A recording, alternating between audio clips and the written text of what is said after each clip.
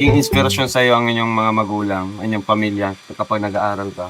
Ano po, tinitingnan ko po yung kung gaano po naghihirap sila mama para sa amin.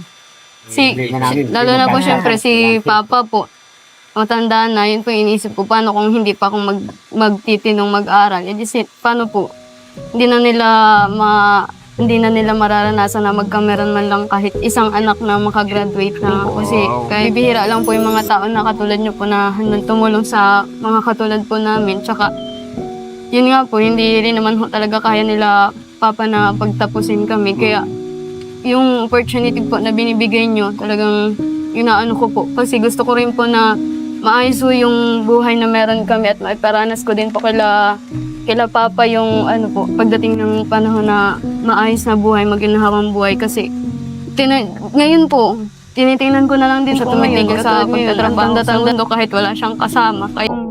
Yan naman pala napakasipag ito mo, Jezabel.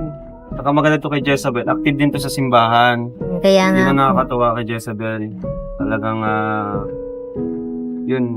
sa halip na kung saan baga pumunta na, barkada, kung ano-anong gagawin, sa church siya tumatambay. Sumasama kay sa mga kapatid ko. Kaya good influence baga na, no? At yun, palagi nang sisimba, at palagi lang siya sumusunod kina Papa, kina Kuya Bal, kina Ate Da, kasi doon naman siya nakatira. Napakinggan. Oo. Kaya nga po at ako naman po naranasan ko sa magulang kong ako'y pinapangaralan. Kaya nakikinig ako. Kaya yun ang sabi ko sa kanila, yung pangaral ng magulang ay sa inyo yan, hindi yan para sa akin. Opo. Saka hindi lang naman ikaw na ang nag-aandar sa kanila, nagbibigay ng pangaral. Pati po ako bilang nagpapaaral sa kanila. Kaya nga po. Palagi ko silang paulit-ulit na sinasabi ko na ayusin yung pag-aaral. Actually, napakaluwag nga po sa akin kasi di naman po ako naghahanap ng grades. Gusto ko lang makapagtapos, no? Kaya yun po ang pinagpapasalamat ko sa inyo na mga tumutulong po sa amin dahil sa para inyo, sa kanila. Saka para din dun sa iba na di nakakaalam, na akala ay tuwing vlog na ako nagbibigay, di pa nila alam na wag na tuition po yan. Nabigay po ako kahit walang vlog. Kaya Kailangan nga nilang po. tuition.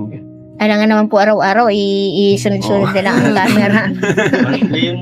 Ay, kaya nga po. Tsaka hindi lang Sa tulong na kanyang natanggap, patuloy na nagsusumikap si Jezabel para sa kanyang pag-aaral at sa mas magandang kinabukasan ng kanyang pamilya.